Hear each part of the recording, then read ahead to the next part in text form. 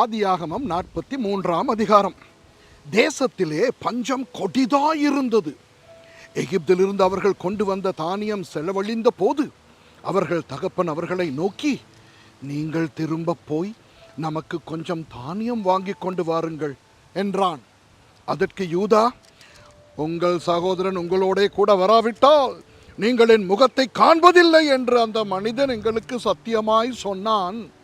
எங்கள் சகோதரனை நீர் எங்களோட கூட அனுப்பினால் நாங்கள் போய் உமக்கு தானியம் வாங்கி கொண்டு வருவோம். அனுப்பாவிட்டால் நாங்கள் போக மாட்டோம். உங்கள் சகோதரன் உங்களோட கூட வராவிட்டால் நீங்கள் என் முகத்தை காண்பதில்லை என்று அந்த மனிதன் எங்களோடே சொல்லி இருக்கிறான் என்றான்.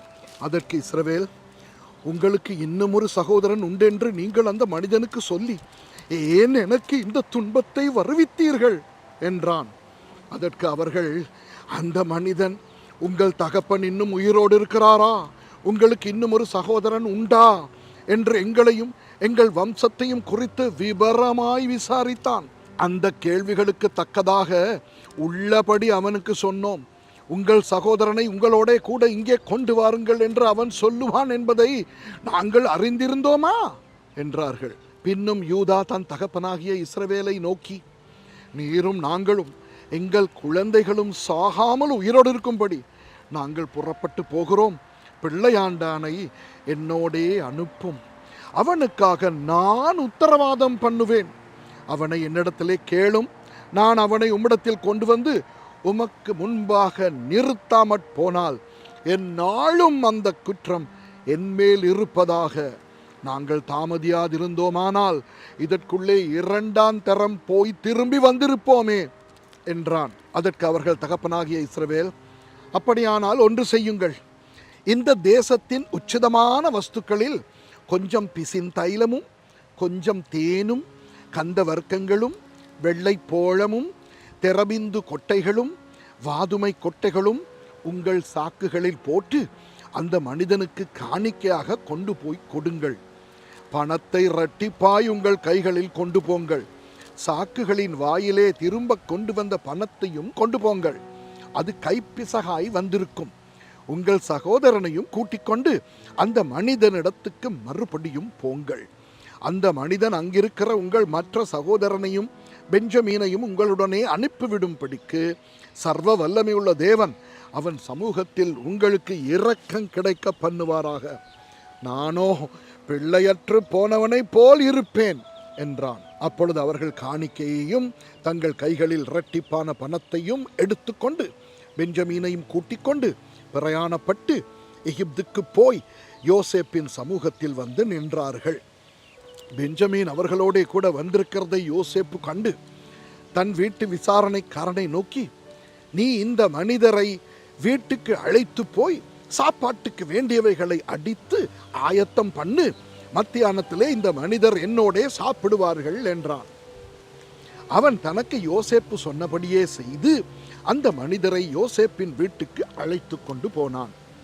தாங்கள் யோசேப்பின் வீட்டுக்கு கொண்டு போகப்படுகிறதை அவர்கள் கண்டு பயந்து, முன்னே நம்முடைய சாக்குகளில் இருந்த பணத்தின் நிமித்தம் நம்மேல் குற்றம் சுமத்தி நம்மை பிடித்து சிறைகளாக்கி நம்முடைய கழுதைகளை எடுத்துக்கொள்ளும்படி நம்மை கொண்டு போகிறார்கள் என்று சொல்லி யோசேப்பின் வீட்டு விசாரணைக்காரனண்டையில் சேர்ந்து வீட்டு வாசற்படியிலே அவனோடே பேசி, ஆண்டவனே, நாங்கள் தானியம் கொள்ளும்படி முன்னே வந்து போனோமே.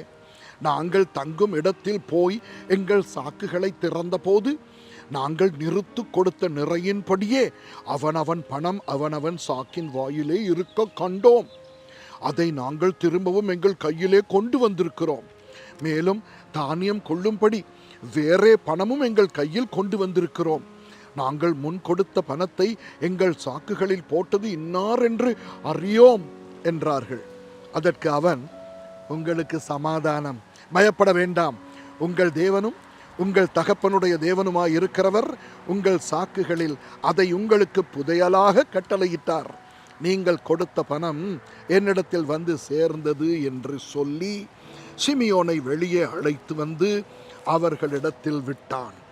மேலும் அந்த மனிதன் அவர்களை யோசேப்பின் வீட்டுக்குள்ளே கூட்டிக் கொண்டு போய் அவர்கள் தங்கள் கால்களை கழுவும்படி தண்ணீர் கொடுத்து அவர்களுடைய கழுதைகளுக்கு தீவனம் போட்டான்.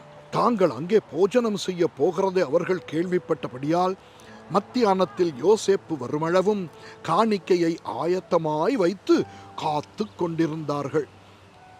யோசேப்பு வீட்டுக்கு வந்தபோது அவர்கள் தங்கள் கையில் இருந்த காணிக்கையை வீட்டுக்குள் அவனிடத்தில் கொண்டு போய் வைத்து தரை மட்டும் குனிந்து அவனை வணங்கினார்கள். அப்பொழுது அவன் அவர்கள் சுக செய்தியை விசாரித்து, நீங்கள் சொன்ன முதிர் வயதான உங்கள் தகப்பன் சுகமாயிருக்கிறாரா? அவர் இன்னும் உயிரோடு இருக்கிறாரா என்று அவர்களிடத்தில் விசாரித்தான். அதற்கு அவர்கள், எங்கள் தகப்பனாராகிய உமது அடியான் சுகமாயிருக்கிறார், இன்னும் உயிரோடு இருக்கிறார் என்று சொல்லி குனிந்து வணங்கினார்கள்.